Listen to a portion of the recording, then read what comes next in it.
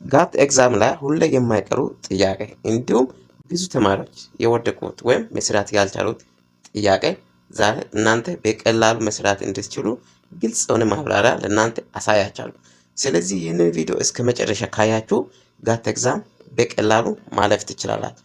እንዲሁም እንደዚህ አይነት ጥያቄዎች ቻናሌ ላይ ሁሌ ስለምለቅ ቪዲዮን ሳብስክራይብ አድርጋችሁ ሙሉ ኮርሱን ማየትና መማር ትችላላችሁ። አሁን ቀጥታ ወደ ሀሳቡ እንገባለን። Introduction. In statistics, two important methods used to study the relationship between variables are statistics ውስጥ ሁለት በጣም ጠቃሚ የሆኑ ነገሮች ለቫሪያብል መካከል ያለውን ሪሌሽን ለመለየት ኮሬሌሽን እና ሬግሬሽን አለ ማለት። This method are widely used in economics. በኢኮኖሚክስ ሜተድ ኢኮኖሚክስ ውስጥ በጣም በሰፊው ተጠቅሟል። እንዲሁም ኤጁኬሽን፣ ቢዝነስ፣ ሳይንስ እና ዳታ አናላይሲስ ላይ በደንብ ተጠቅሟል ማለት ነው። እና ኤግዛምፕሎቹ ስናይ ፈተና ላይ ጋት ኤግዛም ላይ የሚጠየቁ ጥያቄዎች ስለ ኤግዛምፕል ስናይ እዚህ ጋር ተመልከቱ። ኤግዛምፕሉ ምን ይላል መሰላችሁ?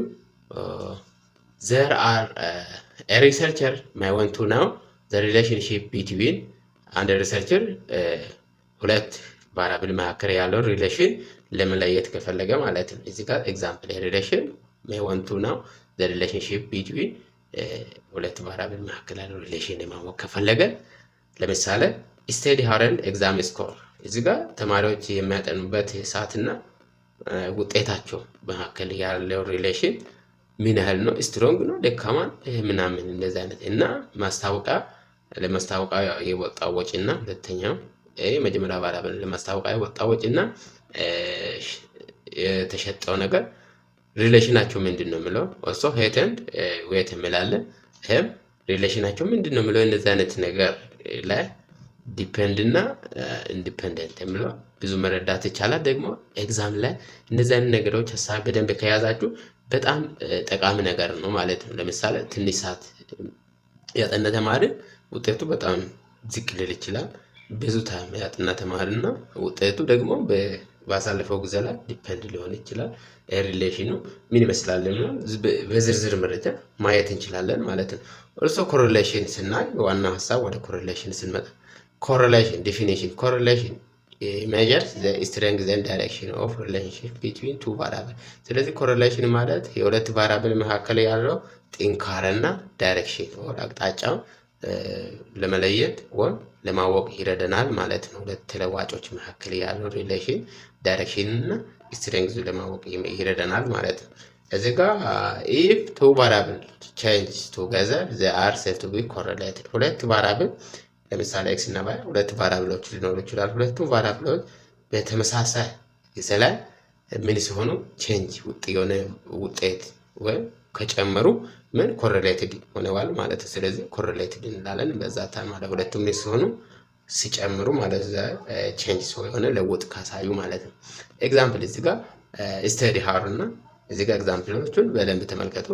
ስቴዲ ሃወር አለ ደግሞ እዚህ ስኮር አለ የተማሪዎች ስኮር። ለምሳሌ 2 ሰዓት ያጠና ተማሪ ስኮሩ 50 ከሆነ 4 ሰዓት ያጠና ተማሪ ስኮሩ 60፣ 6 ሰዓት ያጠና 70 ወይ ካመጣ 8 ሰዓት ያመጣ 80 ካመጣ as study hours increase the score of also increase the result of student። ስለዚህ እዚህ ጋር ባየነው በመረጃ መሰረት ስቴዲ ሃወር ከተጨመረ እዚህ ስኮሩ ምን ይሆናል? የተማሪው ውጤት በጣም ተጨምሯል ማለት በዛ ታይም እንላለን። እዚህ ሾስ ፖዚቲቭ ኮሬሌሽን ይሄ በጣም ተጨምሯል ማለት ነው። ስለዚህ ሁለቱም ሃወር ሲጨመር ስኮሩ የተማሪው ውጤት ተጨምሯል ማለት ነው። ሶ በዛ ታይም እንላለን ኢንክሪዝ ስላደረገ ሁለቱም ቼንጅ አድርገዋል። እዚህም ቼንጅ በጣም ኢንክሪዝ እያደረገ ነው፣ እዚህም ኢንክሪዝ እያደረገ ነው። ስለዚህ ኢንክሪዝ ስላደረገ ምን ይሆናል? ፖዚቲቭ ኮሬሌሽን አለው ማለት ነው። ለምን ይሄ ፒ ማለት አር ግሬተር ዛን አር እዚህ ጋር አር ግሬተር ዛን 0 የሆነ ቫልዩ ስለምናገኝ ኢትዝ ፖዚቲቭ ኮሬሌትድ ሆኗል ማለት ነው። ስለዚህ በዚህ መንገድ ስለ ኮሬሌሽን በቀላሉ መረዳትና ማወቅ ይቻላል ማለት ነው። እርሶ ሌላው ሀሳብ ስናይ ታይፕስ ኦፍ ኮሬሌሽን አለ። ታይፕስ ኦፍ ኮሬሌሽን there are 3 kinds of correlation። ፖዚቲቭ ኮሬሌሽን አለ፣ ቀጥሎ ደግሞ ኔጌቲቭ ሶስተኛው ዜሮ ኮሪሌሽን። ፖዚቲቭ ኮሪሌሽን ምን ማለት? ፖዚቲቭ ኮሪሌሽን ሚንስ ሆይን ቦዝ ቫሪያብል ኢንክሪዝ ቱ ጋዝ ቅድም እንዳየነው ሁለቱ ቫሪያብሎች በተመሳሳይ ጊዜ ኢንክሪዝ ሲያደርግ ማለት ነው። የመጀመሪያው ኢንክሪዝ ሲያደርግ ሁለተኛውም ኢንክሪዝ ሲያደርግ፣ ለምሳሌ ቅድም አሳያችሁ ስቴዲ ሃወር እና ኤግዛም ስኮር የተማሪዎች ውጤት ያነበቡት ታይም ሲጨምር ምን ይሆናል? ውጤታቸውን በጣም እየተጨመረ ሄደዋል። ኦልሶ ኢንካም ሲጨምር ስፔንዲንግ ወጪዎች ወይም አባከን ሲጨምር እንደዚህ አይነት ነገሮች አንድ ላይ አንዱ ሲጨምር ሌላው ሲጨምር ምን ይሆናል ማለት ነው? it is positive correlation ይሆናል ማለት በዛ ታይም it is positive correlation ይባላል ማለት ነው የመጀመሪያ። ሁለተኛው ደግሞ ኔጌቲቭ ኮሪሌሽን የሚባለው ምንድነው? ኔጌቲቭ ኮሪሌሽን means when one variable increase while other decrease አንድ ቫሪያብል ሲጨምር ሌላው ደግሞ ዲክሪዝ አድርግ። የመጀመሪያው ፖዚቲቭ ሲሆን ሁለቱም ይጨምራል። አሁኑ ደግሞ ኔጌቲቭ ኮሪሌሽን ሲሆን አንዱ ቫሪያብል ሲጨምር ሌላ ደግሞ ዲክሪዝ ያደርግ። ኤግዛምፕል እዚህ ጋር ስፒድ እና ትራቨል ታይም ለምሳሌ ፍጥነት እና የማጓጓዣ ጊዜ ምን ሲሆን አንዱ ሲጨምር አንዱ ዲክሪዝ። እዚህ ግራፍ ሼፕ እና ዳውንዋርድ ትሬንድ አንዱ ሲጨምር ሌላ ዲክሪዝ ያደርግ። እነዚህ አይነት ኮሪሌሽን ምን ይባላል? ኔጌቲቭ በጣም አሉታዊ ስትሮንግ የሆነ ሪሌሽን ይኖራል በዛ ታይም ማለት ነው። ኦልሶ ሶስተኛው ዜሮ ኮሪሌሽን። ዜሮ ኮሪሌሽን when there is no relationship between two variables ሁለት ቫሪያብል መካከል ምንም ግንኙነት የለም ማለት ዜሮ ኮሪሌሽን ሲባል ማለት ነው። ኤግዛምፕልስ እና እዚህ ጋር ሹ ሳይዝ ኤንድ ኢንተሊጀንስ የጫማው መጠንና ኢንተሊጀንሱ ምንም ሪሌሽን አይኖረውም ማለት ነው። ስለዚህ በዛ ታይም ኮሪሌሽን ምንም የለም ማለት ነው። ኮሪሌሽን ኮኤፊሺየንት ፎርሙላው ዘ ኮሪሌሽን ኮኤፊሺየንት is denoted by correlation coefficient denoted የሚደረገው በዚህ በአር ኤክስፕረስ ኮሪሌሽን ኮኤፊሺየንት። ሬንጅ ደግሞ የኮሪሌሽን ኮኤፊሺየንት ሬንጁ ሁሌ -1 እና 1 መካከል አር ኮሪሌሽን ኮኤፊሺየንት። ስለዚህ በዚህ ታም መግለጽ ይቻላል ማለት ነው። ቫልዩ ኦፍ አር እና ሚኒንግ እዚህ ጋር ተመልከቱ። አር ለምሳሌ አንድ ሲሆን በዛ ታይም it is positive ነው ፐርፌክት ፖዚቲቭ ኮሪሌሽን ይባላል። ስለዚህ አዎንታዊ ስትሮንግ የሆነ ምን ሪሌሽን ይኖራል ማለት ነው ለሁለቱም ቫሪያብል። ሁለተኛው -1 ሲሆን ፐርፌክት ኔጌቲቭ ኮሪሌሽን ይኖራል ማለት ነው። ሶስተኛው ዜሮ ሲሆን በዜሮ ታይም ኖ ሪሌሽን ይኖራል ማለት ነው። ፎርሙላው ይህንን ይመስላል። እዚህ ጋር ፎርሙላውን በደንብ ተመልከቱት። this correlation coefficient ፎርሙላ ነው፣ በቀላሉ መረዳት ይቻላል። እዚህ ጋር ይቅርታ በጣም የሆነ የሚረብሽ ድምጽ እየገባ ነው፣ ይቅርታ ሁሉ። ስለዚህ በዚህ ፎርም መረዳት ይቻላል ማለት ነው። እርሶ ሌላው ሶስተኛው ስለ ሬግሬሽን ስናይ ሬግሬሽን ምንድነው? እነዚህ ስለ ጋት ኤግዛም ዙሪያ በጣም የሚጠይቁ ጥያቄዎች ናቸው ማለት ሬግሬሽን በደንብ ካወቃችሁ ሁሉም ነገር ቀላል። ሬግሬሽን is analyze studies relationship between two variables and predicts one variable using another variable። እዛታ አንድ ቫሪያብል ተጠቅማችሁ ሌላ ቫሪያብል ምን ፕሪዲክት ማድረግ መገመት ይቻላል ማለት ነው። እዛታም በሬግሬሽን ታይም ማለት ነው።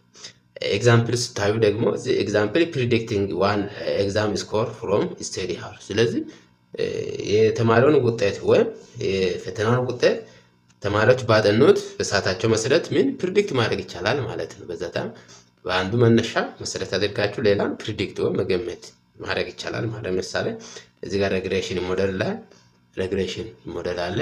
ሲምፕል ሊኒየር ሬግሬሽን ኢኩዌሽኑ ምን ይሆናል ማለት ነው?